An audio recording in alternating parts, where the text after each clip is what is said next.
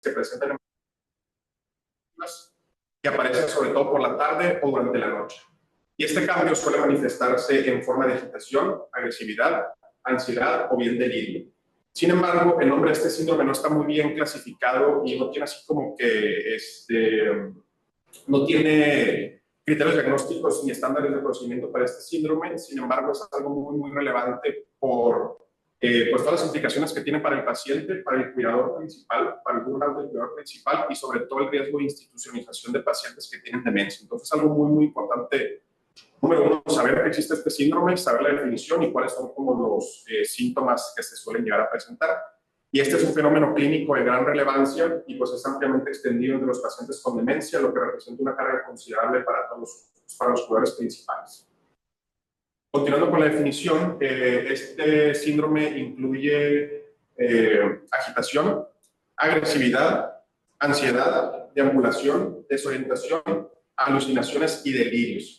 Y algunos autores incluyen inclusive un deterioro de las funciones cognitivas, como el deterioro de la memoria o algunas otras funciones mentales superiores dentro del cuadro del síndrome del ocaso. Entonces, continuando con las generalidades, con mayor frecuencia se asume que los síntomas deben aparecer al final de la tarde o durante la noche. Sin embargo, hay algunos autores que postulan que este conjunto de signos y síntomas se pueden llegar a presentar inclusive en horarios que no específicamente sean durante la tarde o durante la noche y engloban y son parte propiamente de los síntomas que aparecen propiamente de la demencia. Entonces hay diferentes teorías, hay los que postulan que el síndrome del ocaso consiste en esta aparición de síntomas sobre todo psicomotrices, de agitación y todo por las horas de la tarde, la noche y la madrugada. Sin embargo, ya con los nuevos estudios se ha visto que se está intentando englobar este síndrome como parte propiamente de la enfermedad o la demencia que tenga el paciente y no necesariamente tiene una relación con el horario de la noche y de la tarde. Sin embargo, pues eso está todavía en desarrollo. Entonces, el análisis de las definiciones del síndrome del ocaso, utilizados en diversos estudios, lleva a la conclusión de que estas definiciones están centradas 100% en las cuidadoras o el cuidador principal. Obviamente, el estado cognitivo de los pacientes que desarrollan este síndrome, en la gran mayoría de las veces suele ser, pues tienen alteraciones en la memoria o alteraciones en la cognición, y ellos por sí mismos no son capaces de poder decir qué es lo que sienten o que expresan. Entonces, la gran mayoría de las definiciones que estamos poniendo aquí están basadas en lo que comentan los cuidadores principales. Entonces, como conclusión, se podría proponer la siguiente definición del síndrome del ocaso, que es la aparición repentina de cambios conductuales en un paciente con demencia, el cual aparece durante la tarde o la noche o en las horas oscuras del día y consiste en síntomas especialmente problemáticas para el entorno del paciente y el cuidador: agresividad, deambulación, agitación y delirios severos o miedo. Tenemos diferentes cuestionarios que nos sirven a nosotros, no propiamente para hacer el diagnóstico, porque el diagnóstico es meramente clínico y con exploración física y todas las herramientas diagnósticas que hay, pero sí estos cuestionarios que hay, sirven sobre todo para nosotros como clínicos y para el cuidador principal, que puedan llegar a identificar cuáles son los síntomas que presenta el paciente, en qué horario más o menos del día y la cantidad de veces que los presenta. Entonces, hay dos cuestionarios, el principal que se utiliza en los estudios y el que más se recomienda es el CMAI, que es el Cohen-Mansfield Agitation Inventory, y este es un cuestionario desarrollado para medir la frecuencia del comportamiento agitado en las personas mayores y tiene dos variantes. Tiene la variante para pacientes institucionalizados, o sea, en algún centro geriátrico o en algún asilo, por ejemplo, y tiene la versión también para la comunidad, que es el que normalmente pues, utilizamos más nosotros. ¿Y qué es lo que evalúa este cuestionario? Evalúa comportamientos como gritar, pegar o empujar, caminar sin rumbo, repetir preguntas o frases, negarse a recibir ayuda o vagabundeo, por ejemplo. Entonces, ahorita más adelante vamos a ver el ejemplo de cómo se ve el cuestionario per se, pero esto de aquí, cada comportamiento se puede puntuar según la frecuencia en los últimos días o semanas, y esto permite cuantificar el nivel de agitación, lo cual es útil para identificar y medir la gravedad de este síndrome. Y bueno, aquí les presento lo que es el cuestionario como tal. Consiste de 29 ítems, en el cual está dividido en 4 partes. Uno que viene de síntomas físicos agresivos, síntomas físicos no agresivos, síntomas verbales agresivos y síntomas verbales no agresivos. Por ejemplo, en los síntomas físicos agresivos tenemos Si el paciente golpea, si el paciente patea, si el paciente empieza a jalar o empujar a otras personas, por ejemplo, y ese tipo de situaciones. En síntomas físicos no agresivos tenemos, por ejemplo, pacientes que tienen, que se caen, por ejemplo, ellos de manera intencional, que comen o beben cosas que no tienen que estar comiendo o bebiendo, o por ejemplo, que tienen alguna vestimenta inapropiada o tienen así como que, sí, vestimentas inapropiadas. Y en las sintomatologías verbales agresivos, por ejemplo, el gritar, el hacer sonidos o palabras sexuales altisonantes que pues, no están relacionadas con el contexto con el cual estamos nosotros. Y en los síntomas verbales no agresivos, por ejemplo, que el paciente esté con frases repetitivas, que haga ruidos extraños, que se empiece a quejar prácticamente todo el día, que tenga mucho negativismo. Entonces vemos cómo los síntomas son muy variados y este cuestionario específicamente nos sirve para ver, porque viene ahí del 1 al 7. El 1 siendo que nunca lo han presentado y el 7 que lo presentan pues múltiples veces durante el transcurso del día y de la noche. Entonces, este cuestionario es muy útil porque logra identificar qué síntomas así de manera muy objetiva y muy clara está presentando el paciente, en qué intensidad, en qué momento del día, y eso nosotros como clínicos nos sirve número uno para si se empieza a presentar algún tipo de síntoma conductivo que antes no estaba, poder actuar de manera rápida y temprana y evitar la progresión del mismo y enfocar la terapéutica y la prevención que vamos a hacer. Entonces, este es el cuestionario que se utiliza y pues bueno. Y bueno, aquí este cuestionario recoge conceptos y comportamientos que son relevantes para los cuidadores y el uso de este instrumento pudiera llegar a proporcionar información sobre lo que es la gravedad de la agitación y los cambios significativos en los comportamientos. Y aquí considerando lo que es la carga sustancial que suponen estos comportamientos para los cuidadores, el uso de herramientas como este cuestionario, tanto por parte de los cuidadores como por parte de los clínicos, pudiera ayudar a identificar de una manera mucho más temprana, con la esperanza de poder mitigar la progresión hasta resultados más graves de los síntomas conductuales. Entonces, pues esas son las principales herramientas que tenemos para poder identificar y para poder cuantificar. Pasando ya a la epidemiología como tal, hay muchos estudios epidemiológicos los cuales reportan diferentes prevalencias del síndrome del ocaso en pacientes que tienen una demencia. Normalmente la prevalencia de este síndrome va entre un 2.5 hasta un 60% de los pacientes que tienen antecedente de demencia. Sin embargo, no tenemos o no hay una información muy clara de si este síndrome está relacionado o se pudiera llegar a presentar de manera más común en demencias en específico. Por ejemplo, si los pacientes que tienen enfermedad de Alzheimer son más propensos a presentar este síndrome, o si los pacientes que tienen demencia vascular, demencia por Parkinson o demencia, por ejemplo, por frontotemporal o cualquiera de las demencias, si particularmente cada una de ellas tiene mayor prevalencia en el desarrollo de este síndrome. De igual manera, no existen datos así que vinculen este síndrome con si es mujer o si es hombre, la edad de los pacientes o la duración de la enfermedad. Entonces es algo bastante variable. Y aquí les presento algunos artículos. Aquí en 1995, Liebler et al. Identificaron el síndrome del ocaso hasta en un 24% de los pacientes. Este es un análisis, una revisión retrospectiva que se hizo de 71 pacientes que tenían enfermedad de Alzheimer. Y la prevalencia de este síndrome fue de hasta el 24%, reportándose la inquietud como el comportamiento más común, sin embargo se observaron pues, otros múltiples trastornos. Y este otro estudio es un estudio italiano que se realizó en una población de 184 pacientes con diagnóstico de enfermedad de Alzheimer y llevó a la observación de que el síndrome del ocaso estaba presente hasta en un 21.2% de ellos. Y los síntomas más comunes fueron agitación, irritabilidad, ansiedad y delirios. De igual manera, se observó que los pacientes que desarrollaban este síndrome generalmente eran pacientes que tenían una demencia más avanzada y que tenían peores puntuaciones en las medidas de cognición e independencia para las actividades básicas y para las actividades instrumentadas de la vida diaria. Siguiente. Entonces, bueno, eso es en relación a la epidemiología, la prevalencia del síndrome. Como vemos, pues es algo bastante prevalente. Se puede llegar a presentar hasta en un 50-60% de los pacientes que tienen demencia. Entonces, nosotros, como médicos internistas y como médicos geriatras, tenemos que conocer este síndrome porque pues, es algo muy mórbido y con mucho riesgo de institucionalización y burnout de los cuidadores. Entonces, es algo que tenemos que tener en mente y tenemos que saber que existe para saber cómo identificarlo y tratarlo. Pasando a la fisiopatología, primero debemos que recordar que los cambios en el ritmo circadiano pues, son parte física, o sea, son parte del proceso fisiológico del envejecimiento como tal, y en las personas mayores el tiempo total de sueño se acorta, y esto pues aumentando el número de despertares nocturnos por la noche. Por esta razón, los adultos mayores generalmente tienen un problema para iniciar y mantener el sueño, lo que por sí ya los aumenta de manera pues, sustancial a presentar trastornos del sueño como tal.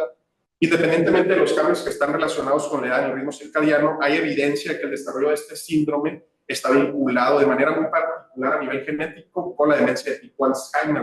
Y esto de aquí es por un gen, que es el gen ApoE, en el alelo E4, que tiene un impacto en la formación de beta-amiloide y es un factor de riesgo significativo tanto para el desarrollo de la enfermedad de Alzheimer, como ya sabemos, pero también para el síndrome de ocaso. Sin embargo, hay otras teorías que proponen que no solo es un gen, o sea, no solo es un gen el que está relacionado con el desarrollo de esta patología, sino que es una red de genes que están relacionados. Y este análisis realizado por Zhang et al. Sugiere que existe un vínculo clínico entre la producción y acción de la melatonina y el desarrollo de trastornos neurodegenerativos. Entonces, de este paradigma, el síndrome del ocaso pudiera ser ya no solo una consecuencia de la demencia, sino que se convierte en un elemento clínico intrínseco a la enfermedad como tal. Entonces, ya hablando un poquito más de la anatomía, por así decir, que está afectada en este síndrome, recordando el núcleo supraclasmático, sufre atrofia neuronal y degeneración neurofibrilar con el depósito de placas beta-amiloides, y estos cambios se correlacionan con un ritmo circadiano aplanado, lo que provoca niveles de actividad constantes a lo largo del día. Y esto combinado con las alteraciones cognitivas y emocionales pudiera llegar a ser la base de la aparición del síndrome del ocaso. Entonces, como hay una disminución en la producción de melatonina, da lugar a una hiperreactividad nocturna que a menudo resulta en agresión o emulación, que son características claves del síndrome del ocaso. Otro elemento también muy importante que puede llegar a la aparición de este síndrome son los trastornos en el ritmo circadiano en general, o sea, los trastornos del ritmo circadiano en general son la presencia de enfermedades psiquiátricas y somáticas coexistentes. Entonces, hay veces que los problemas, por ejemplo, para conciliar el sueño y los trastornos del comportamiento pudieran aparecer en el curso de una depresión no reconocida o no diagnosticada. Entonces, también es algo muy, muy importante que más adelante vamos a mencionar. Y pues aquí es importante recordar que la depresión como tal, o el trastorno depresivo mayor, es un elemento, es una patología sumamente común en los pacientes que tienen enfermedades neurodegenerativas. Entonces se ha visto que hay un desarrollo o una relación entre la depresión per se y el desarrollo también de este síntoma. Como conclusión, podemos conceptualizar una cascada de fenómenos que conducen al desarrollo de este síndrome. Número uno, el fondo genético de los pacientes que poseen pues, estos genes responsables de la aparición. Número dos, la expresión de estos genes aumenta con la edad avanzada. Número tres, el desarrollo de la demencia clínica causa limitaciones en las actividades diarias per se, y los pacientes en general no se sienten cansados por la tarde y no se duermen.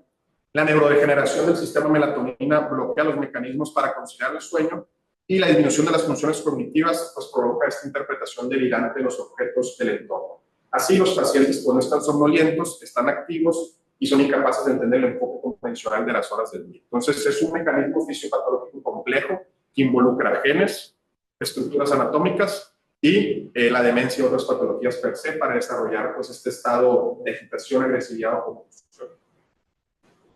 Muy bien, pasando a los procedimientos diagnósticos, aquí las preguntas hacia los cuidadores y a los pacientes per se sobre la regularidad de su ritmo del sueño y la calidad del sueño deben ser una parte pues, fundamental de la entrevista realizada, ¿no? Como parte del diagnóstico.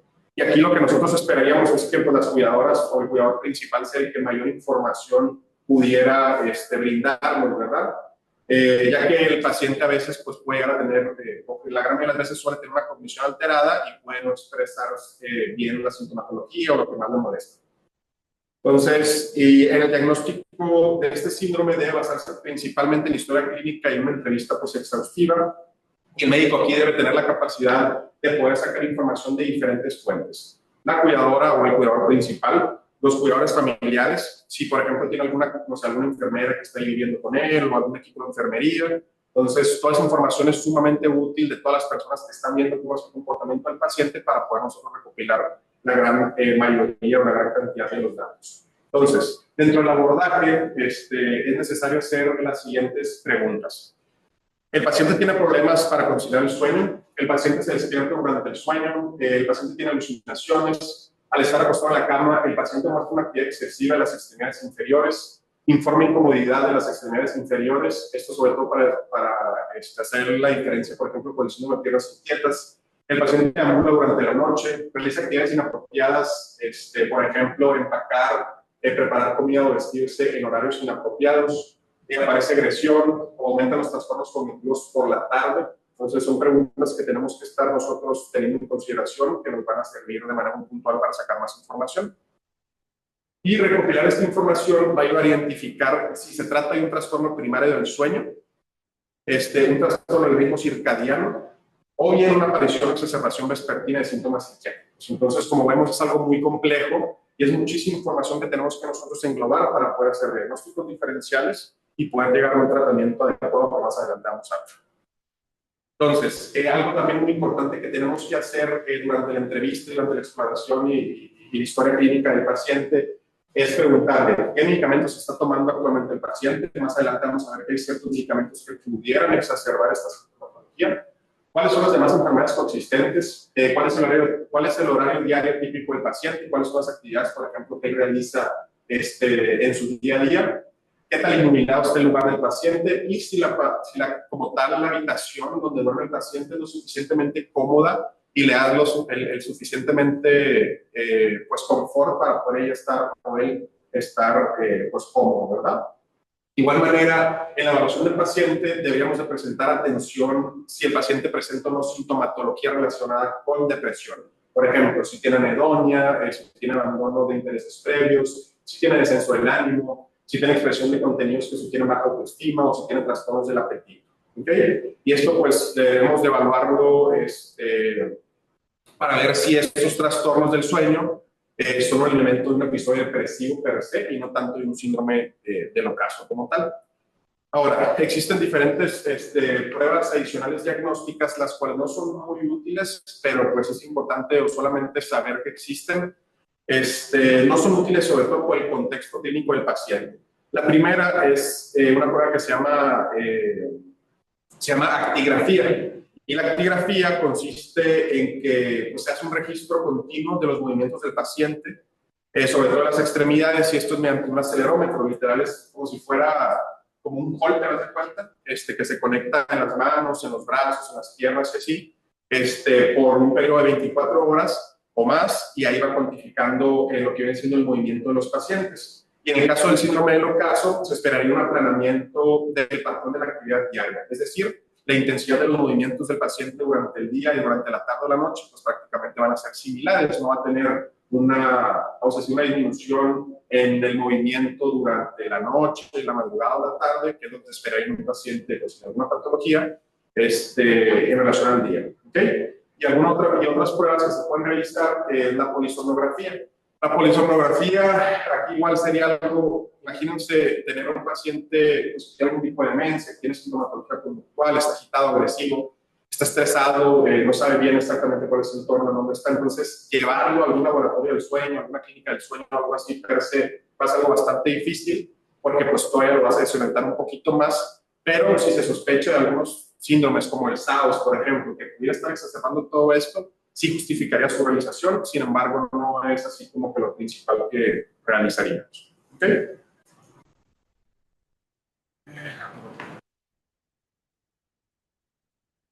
Muy bien.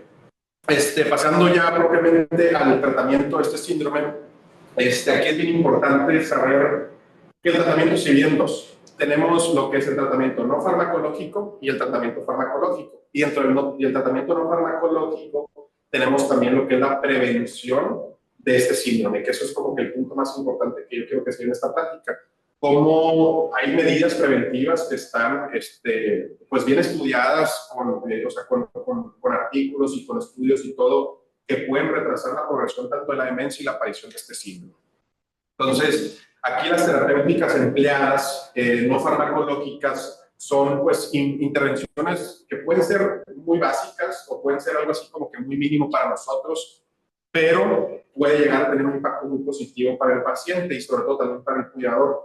Y obviamente para nosotros, por ejemplo, decir, hacer actividad física diaria por 30 minutos al día puede que sea algo sencillo, pero obviamente en el contexto del paciente puede que sea algo difícil de lograr, ¿ok?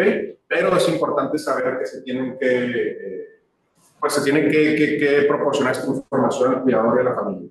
Entonces, hay ciertas intervenciones como, por ejemplo, actividad física durante 30 minutos, eliminar las siestas durante el día, evitar permanecer en el dormitorio durante el día, crear condiciones de sueño cómodas para el paciente, un ambiente relajado, un lugar donde se siente tranquilo y cómodo, y mantener horarios fijos para dormir y para despertarse son pues intervenciones muy positivas que se pueden realizar. Igual también hay ciertas intervenciones conductuales bastante simples, en donde en estudios realizados se ha visto, por ejemplo, que caminar 120 minutos por semana con los cuidadores, se ha observado que después de 4 a 6 meses de implementar esta estrategia, ha habido mejoras significativas en términos de frecuencias e intensidad de los síntomas, especialmente en aquellos en los cuales estas caminatas o este ejercicio se hace más por horarios de la tarde. De igual manera, hay otras terapéuticas que son un poquito más, no tan convencionales, pero que se pueden hacer. Y se ha demostrado que una sesión de 2 horas de luz adicional, o sea, de exposición de luz solar adicional por la mañana durante un periodo de 4 semanas, resultó en una mejoría significativa en la calidad y en la duración del sueño. Y el uso de luz enriquecida en azul en los hogares de cuidado, de igual manera, produjo una reducción en la sintomatología de ansiedad y per se de la frecuencia de los síntomas. Hay otras intervenciones, como por ejemplo lo que es la terapia musical o el uso inclusive hasta de realidad virtual, también pudieran ser útiles, ¿no? O sea, todo esto es estimulación sensorial para los pacientes. Y aquí les presento este artículo que es un estudio observacional transversal, el cual se reclutaron 184 pacientes de diferentes clínicas, esto fue en Taiwán, diferentes clínicas y hospitales, clínicas geriátricas, y se utilizó la versión china del inventario de agitación Cohen-Mansfield, que es el cuestionario que presenté al principio. Y las conclusiones de este estudio fue que la demencia avanzada, la mala calidad del sueño y una menor duración semanal de caminatas fueron factores influyentes para desarrollar este síndrome. Y, por su otro lado, caminar con familiares y mantener una rutina de caminatas más prolongadas pudiera mejorar la calidad del sueño y aliviar el síndrome del ocaso. Entonces, llegamos aquí a todo esto que es la prevención. O sea, ya tenemos todas las estrategias que existen todas las estrategias no farmacológicas que existen, y aquí llegamos ya a la prevención. Y aquí lo que se tiene que como que conceptualizar es, nos llega un paciente a hospitalización o a consulta, no necesariamente al médico geriatra, pudiera ser cualquier otro médico, saber que si tiene, no necesariamente demencia, o sea, pudiera tener un deterioro cognitivo leve, que todavía no ha avanzado lo suficiente para ser demencia. De todos modos, nosotros teníamos que implementar este tipo de actividades para prevenir el desarrollo, ¿ok? Entonces, todo lo que vimos ahorita, pues del ejercicio, las caminatas, el ambiente cómodo, etcétera, etcétera, pero también hay otras terapias, como la terapia de luz, la musicoterapia, como vimos, aromaterapia, la educación del cuidador, y una estimulación multisensorial, pues pueden ser intervenciones básicas que culminan en una mejor calidad de vida para los pacientes y de igual manera menos institucionalización y menos burnout también para los cuidadores principales. Y bueno, algo aquí también súper importante que quiero hacer énfasis es, tenemos que evitar en general, o sea, obviamente los pacientes que tienen deterioro cognitivo, demencia, mucho más, pero en general los pacientes adultos mayores debemos evitar el uso de medicamentos anticolinérgicos. ¿Esto por qué? Porque los medicamentos anticolinérgicos pues, bloquean la acción de la acetilcolina, que es un neurotransmisor pues, que es fundamental en el proceso de la memoria y el pensamiento. Y el uso de estos medicamentos se ha asociado con un mayor riesgo de demencia, delirio y una confusión aguda. Entonces, si ya tenemos el antecedente de demencia, un deterioro cognitivo leve, si nosotros aparte le echamos más carga con medicamentos anticolinérgicos, pues pudiera exacerbar esta sintomatología. Entonces, aquí hay muchos medicamentos que son de uso muy, muy común, que a veces nosotros no sabemos que tienen una carga anticolinérgica importante. Entonces, medicamentos, por ejemplo, antidepresivos, algunos antihistamínicos de superuso común, difenhidramina, doxilamina, hidroxicina, meclozina, ciertos medicamentos, por ejemplo, en pacientes que tienen incontinencia urinaria, oxybutinina, fuenterodina, entre otros, ¿no? Entonces, solamente saber que hay, o sea, que tenemos que nosotros identificar si el medicamento tiene o no carga anticolinérgica e intentar evitarlo dentro de lo más posible. Entonces, aquí les presento esta escala, es una escala que se utiliza mucho en geriatría, que es la escala, se llama Anticholinergic Burden Scale, que es una escala en la cual nosotros, pues literal, se pone el nombre del medicamento, el nombre de los medicamentos que queremos dar, y ahí sale la carga anticolinérgica que tiene el medicamento per se, y ahí nos orienta un poquito a nosotros de que no, pues si pudiéramos darlo, o hay que tener cuidado o así. ¿Okay? Y bueno, ya pasando per se o propiamente al tratamiento farmacológico y las terapéuticas farmacológicas que tenemos disponibles, aquí es pues en situaciones en donde los trastornos del comportamiento están acompañados, por ejemplo, por un deterioro de las funciones cognitivas, por ejemplo, que el paciente tiene una alteración en la orientación espacial, se pierden las habitaciones, se les olviden las cosas, no reconozca familiares, por ejemplo. Es necesario considerar si la terapia procognitiva es suficiente o bien considerar si en esta situación pudiéramos empezar con medicamentos como inhibidores de la acetilcolinesterasa o la adición de la memantina. O bien, si el paciente ya está utilizando estos medicamentos, tal vez hacer un ajuste de dosis y aumentar la dosificación. Y hay datos que aparte de estos medicamentos, específicamente la memantina, además del efecto sobre las funciones cognitivas, a veces pueden llegar a mejorar la arquitectura del sueño. Entonces, aquí empezamos ya con, vamos a decir, el prototipo de los pacientes y la sintomatología que pudieran llegar a presentarnos y cuál puede ser la terapéutica más adecuada para dar. ¿Okay? Y aquí les presento dos artículos. El primer artículo, que es el que tenemos aquí del lado izquierdo, es un estudio que se realizó por Ishikawa et al., en el cual demostró que la adición de memantina condujo a una mejoría en la calidad del sueño nocturno.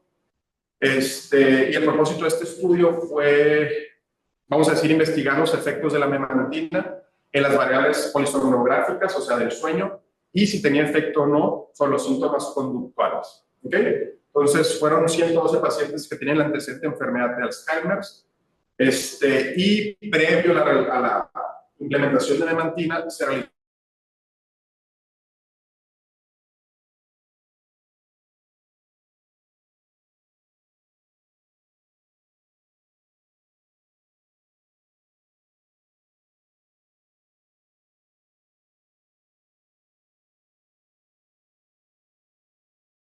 la anotación del cuestionario que mide los síntomas conductuales.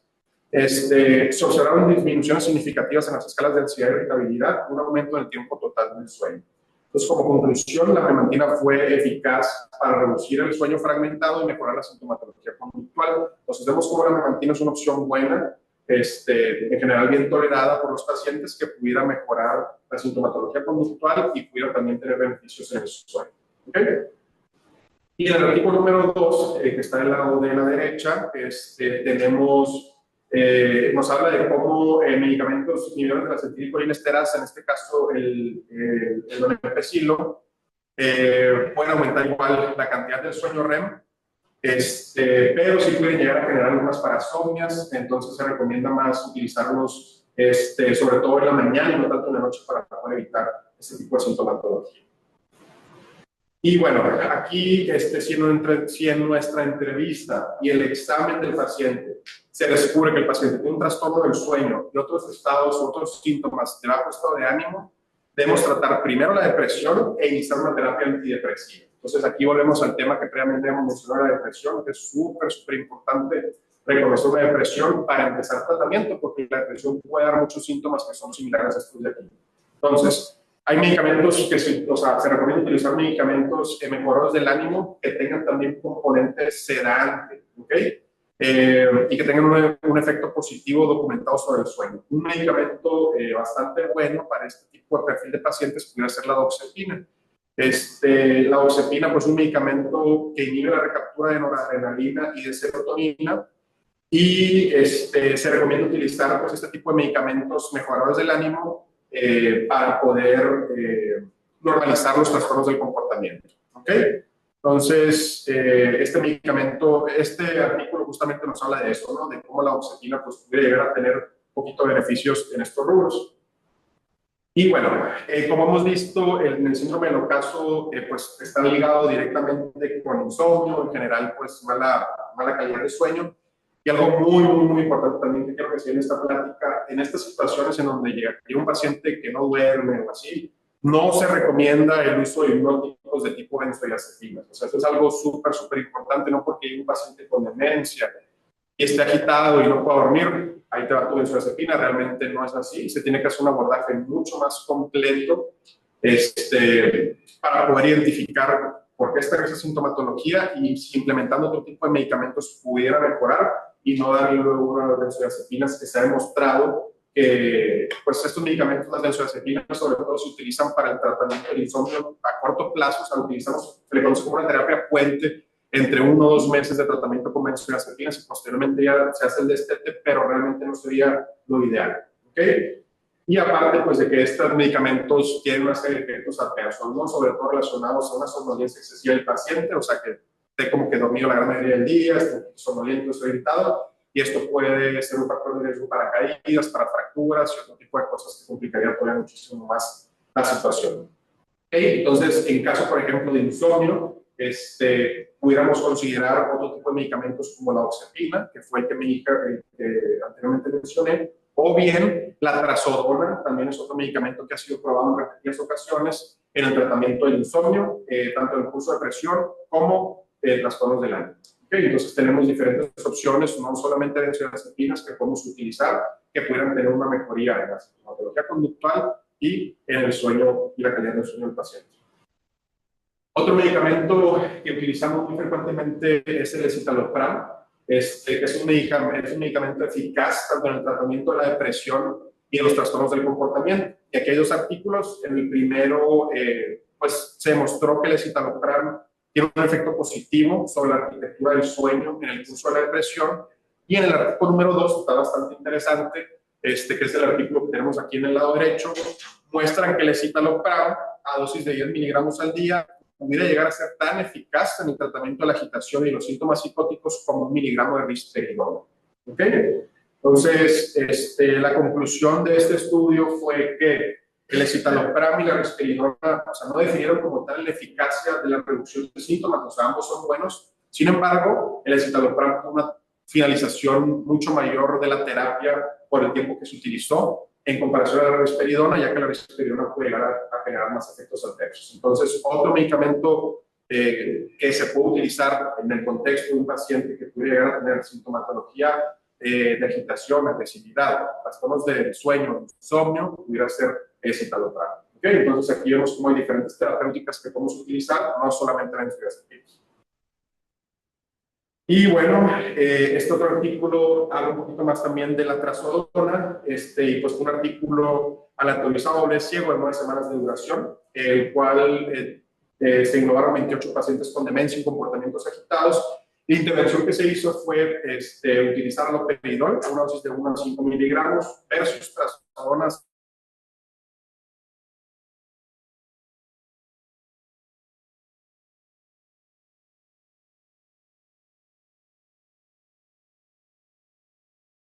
que se llama escala de presión de Hamilton. Y las conclusiones fueron que los síntomas depresivos leves en pacientes con demencia y comportamientos agitados están asociados con una mayor mejoría del comportamiento en pacientes tratados con trazodona. ¿Okay? Entonces, nuevamente vemos aquí también los beneficios de la trazodona en la mejoría de esta sintomatología. Y bueno, igual, otro artículo que menciona también la trazodona, aparte de los beneficios que pudiera tener, pudiera generar una estabilización en el ritmo circadiano del paciente.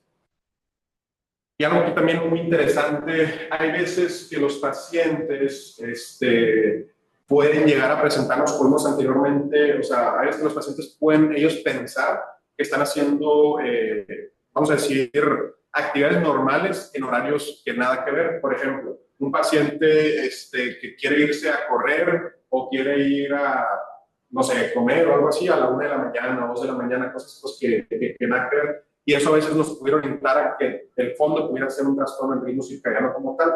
Y en estos casos, una opción también terapéutica buena para poder implementar pudiera ser la melatonina. ¿Okay? A dosis de 2 a 10 miligramos al día. No hay, o sea, los estudios que han visto esto muestran una mejoría subjetiva en la calidad del sueño según el paciente y el cuidador. Sin embargo, no hay una mejoría objetiva en cuestión de escalas que pudieran ver esta mejoría. Entonces, no pudiéramos decir que la melatonina tiene un efecto, vamos a decir, medido por escalas objetivamente en este tipo de sintomatología, pero su uso sí pudiera llegar a mejorar. ¿Okay? Entonces, también pudiera ser una opción terapéutica. Y bueno, aquí normalmente, ¿cuáles son los síntomas más graves que más institucionalización llevan, que más burnout del cuidador llevan, que más dificultad para cuidar a los pacientes llevan? Son los síntomas psicóticos. Agresividad, agitación, alucinaciones, delirios. Entonces, aquí las opciones terapéuticas también pudieran englobar a los neurolépticos, o sea, los antipsicóticos de segunda generación, como la olanzapina. ¿Ok? Entonces, en esta tablita resumimos cómo tenemos aquí, se me hizo muy interesante esta tablita porque aquí viene cómo es el fenotípico, o sea, el fenotipo clínico del paciente que se nos puede llegar a presentar a nosotros en la consulta, bueno, pues, teniendo el antecedente de algún deterioro cognitivo, alguna demencia, y cuál pudiera ser alguna intervención propuesta para mejorar la sintomatología. Entonces, por ejemplo, si hay un paciente que tiene una mala higiene del sueño, tiene muchas siestas durante el día, o no tiene en general pues, un ambiente para dormir adecuado, pues ahí tan sencillo como hacer, implementar pues higiene del sueño como tal, ¿ok? Si el paciente tiene desorientación, está vagabundea o tiene pérdida de la memoria y todo, pudiéramos optimizar la terapia procognitiva o bien empezar con medicamentos como memantina o inhibidores de la inhibidores acetilcolinesterasa, o si ya los tienen, aumentar un poquito la dosis dependiendo de cómo lo veamos nosotros. Si el paciente nos llega con bajo ánimo, insomnio, irritabilidad y tiene diagnóstico de depresión, o nosotros se lo hacemos, empezar terapia antidepresiva con efectos sedativos. Por ejemplo, escitalopram, doxetina, trazodona, que fue lo que estaba mencionando anteriormente. Si el paciente tiene, por ejemplo, hacer para él actividades normales en horarios que no son pues, para nada normales, pudiéramos, aparte de lo que viene siendo la higiene del sueño, agregar la melatonina, como hemos visto anteriormente. Y si el paciente pues, ya tiene más agitación, sintomatología psicótica, ahí pudiéramos valorar la opción de agregar algún tipo de neuroléptico como antipsicóticos de segunda generación. Y aquí en esta tablita, de igual manera, resume cómo pueden ser los tratamientos que podemos nosotros utilizar en el contexto también específico del paciente. Por ejemplo, la agitación en el contexto de un paciente que tiene psicosis, pudiéramos utilizar olanzapina, quetiapina, risperidona, aripiprazol o brexpiprazol, o bien agitación en contexto de depresión, inhibidores de la recaptura de serotonina como el citalopram o sertralina, y ansiedad junto con irritabilidad media moderada, la trazodona. ¿Okay? Y algo también súper importante que esto, digo, yo antes de esta plática no tenía así como que muy en claro, pero hay pacientes que pudieran llegar a presentarse y es algo, si es algo muy incómodo tanto para el paciente como para los cuidadores, como para los familiares, o bien si es un paciente institucionalizado, pues para todos los otros adultos que están con él. Que empiece, por ejemplo, con datos de agresión sexual, impulsos sexuales, o impulsos que el paciente no puede controlar. Entonces, en ese caso, alguna propuesta terapéutica pudiera ser los inhibidores de la recaptura de serotonina, generalmente escitalopram o citalopram, pueden llegar a controlar bastante bien ese tipo de sintomatología. ¿Okay? Y bueno, nomás aquí, ya casi para finalizar, este artículo, nos habla de cómo hay ciertos efectos adversos que pueden estar relacionados con el uso de terapia antipsicótica. Entonces, solamente para saber que si nosotros vamos a implementar algún tipo de terapia antipsicótica como la olanzapina o algún otro tipo de medicamento, saber pues, que estos medicamentos no son inocuos y el uso de estos medicamentos en comparación con la no utilización en adultos con demencia se puede llegar a aumentar el riesgo de EBC, tromboembolismo venoso, fracturas, neumonías o inclusive hasta lesión renal. ¿Okay? Y bueno, aquí para hacer un poquito más, para poder conceptualizar un poquito mejor y para concluir pues con todos estos síntomas, toda esta terapia farmacológica que existe y todo, les voy a presentar dos casos clínicos que podemos nosotros observar en consulta externa uno y el otro en hospitalización y cuáles pudieran ser algunas terapéuticas que pudiéramos nosotros implementar. ¿Okay? Entonces, tenemos el primer caso, que tenemos a Evaristo, es un masculino de 82 años de edad, que tiene el antecedente de demencia tipo Alzheimer, EDS5, diagnóstico de hipertensión, diabetes, hiperplasia prostática benigna, tratamiento con diastimina, memantina, telmisartán y metformin. Y el paciente empieza 3 meses previos con decaimiento, empieza con estado de ánimo bajo, con tendencia a la somnolencia diurna, insomnio por las noches de 5 días a la semana, acompañado de irritabilidad y realización de actividades diurnas en horarios nocturnos. Se realiza abordaje y se evidencia un PHQ-2 positivo, se complementa con PHQ-9, el cual también está positivo. Y aquí las opciones terapéuticas que nosotros pudiéramos implementar, por ejemplo, si nos llega este tipo de paciente, pudiéramos implementar medicamentos como la oxepina, trazodona, el citalopram o la melatonina, ¿okay? Sobre todo por el contexto de la somnolencia, el estado de ánimo bajo, la irritabilidad, la realización de actividades que no tienen sentido durante horarios que no van. Entonces, estos son medicamentos que nosotros pudiéramos utilizar como parte de la terapéutica y obviamente, pues, si nos llega un paciente hacia la consulta, hacer un mayor abordaje de su demencia y valorar si requiere o no de cambios en su esquema terapéutico propiamente de la demencia. Eso sería en el contexto de un paciente, por ejemplo, que nos llegara a consulta. Y ahora, una paciente que nos puede llegar al hospital metropolitano o a cualquier hospital, o sea, en general que esté internada, pudiera ser, por ejemplo, TES, una femenina de 86 años de edad, que tiene el antecedente de demencia de tipo vascular GDS4 y el antecedente de un 9-6 isquémico ranking 4, junto con hipertensión, diabetes y osteoporosis. La paciente es hospitalizada por presentar un cuadro de infección de vías respiratorias inferiores y empieza tratamiento con ceftriaxona. Y durante su segundo día de hospitalización, la paciente empieza con agitación, agresividad hacia el personal médico y de enfermería. La paciente se empieza a retirar las vías periféricas, empieza a gritar palabras altisonantes. Y de igual manera, la paciente empieza con acciones impulsivas, conductas sexuales inapropiadas. Y esto acompañado pues, de hiporexia y ronencia a querer tomar o ingerir alimentos. Entonces, ¿cuál sería el abordaje? Número 1, si vamos a empezar una terapéutica del tipo antipsicótica, lo primero que tenemos que hacer, aprovechando que está la hospitalización, es tomar un electrocardiograma. Esto para ver si el paciente no tiene trastornos del ritmo, si no tiene algún tipo de arritmia o así. Y también, sobre todo, para valorar el intervalo QT. Normalmente los antipsicóticos a veces están relacionados más bien con prolongación del intervalo QT. Entonces, previo al inicio de este tipo de terapéutica, tendríamos que medirlo. ¿Ok? Y algunos medicamentos que pudiéramos utilizar son desde inhibidores de la recaptura de serotonina, es una muy buena opción empezar a nivel de hospitalización para mejorar pues estos síntomas conductuales y de agitación, y también, por ejemplo, las conductas sexuales, o bien otro tipo de antipsicóticos como ketia, risperidona o olanzapina. Y bueno, pues ya para concluir con esta clase, en conclusión, debe decirse que el síndrome del ocaso es un problema frecuente, aunque no muy bien definido en los pacientes con demencia. Su etiología está relacionada con un proceso neurodegenerativo, la comorbilidad del paciente y su comportamiento en el entorno. El diagnóstico debe basarse principalmente en historia clínica y el examen físico. La terapia debe abordar el factor desencadenante y los síntomas más molestos. Y el enfoque más efectivo debe ser multimodal y personalizado, incluyendo terapias pues, tanto farmacológicas como no farmacológicas. Y los puntos para la práctica clínica, tenemos aquí 5 puntos muy específicos en relación al síndrome pues, del ocaso. La análisis completa con los antecedentes, los fármacos utilizados, los síntomas desarrollados, el predominio y la cantidad de veces presentados, pues es fundamental para el abordaje y para poder hacer la terapéutica. El diagnóstico se realiza más en la historia clínica, la anamnesis y las escalas mencionadas previamente. Sin embargo, pues las pruebas diagnósticas, como vimos, la actigrafía y la politomografía no suelen ser muy útiles. Existe la terapia no farmacológica y la preventiva, que esto es yo creo que lo más importante de toda la presentación, cómo nosotros podemos prevenir con acciones simples o impedir o disminuir el retraso de la progresión. Y la terapéutica nuclear se va a basar mucho en los síntomas que presenta el paciente. Por eso puse al inicio el prototipo de pacientes que pudiéramos tener y cuál pudiera ser la terapéutica a instaurar. Y aquí, pues, un poco seguimiento o no dar un adecuado tratamiento aumenta la morbilidad, la mortalidad, la institucionalización y el burnout del cuidador. Y bueno, estas fueron las referencias bibliográficas que utilicé.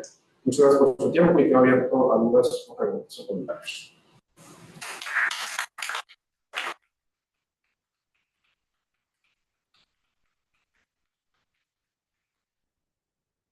Bien, muchas felicidades. Yo tengo comentarios y también preguntas. Como comentarios, primero te felicito por el tema, por lo que pudimos ver es algo muy prevalente, muy frecuente y que estoy segura que muchos de nosotros no diagnosticamos o ni siquiera tenemos en mente porque no lo conocemos. Yo no soy geriatra, pero aún así tengo mucho contacto con la enseñanza y es un síndrome que en lo personal yo no conocía y creo que sí me ha visto mucho el panorama porque no podemos tratar lo que no conocemos.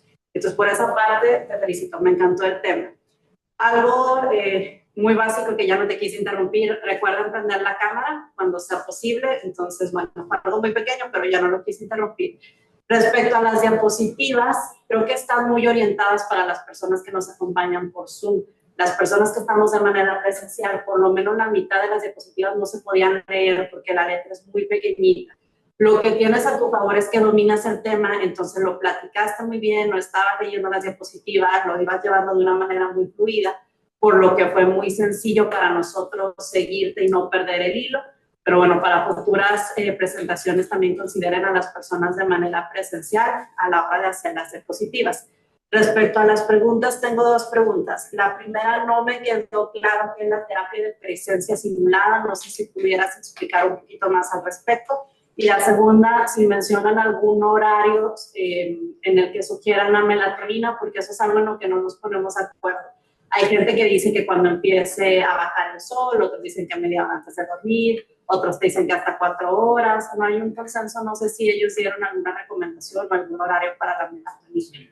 Aquí en los, o sea, en los artículos que venían como tal no proponen un horario muy específico per se, pero puede utilizar por la mañana o por la noche, pero no hay así como un momento así exacto que esté relacionado con un mayor beneficio, por lo menos en lo que yo alcancé a leer aquí.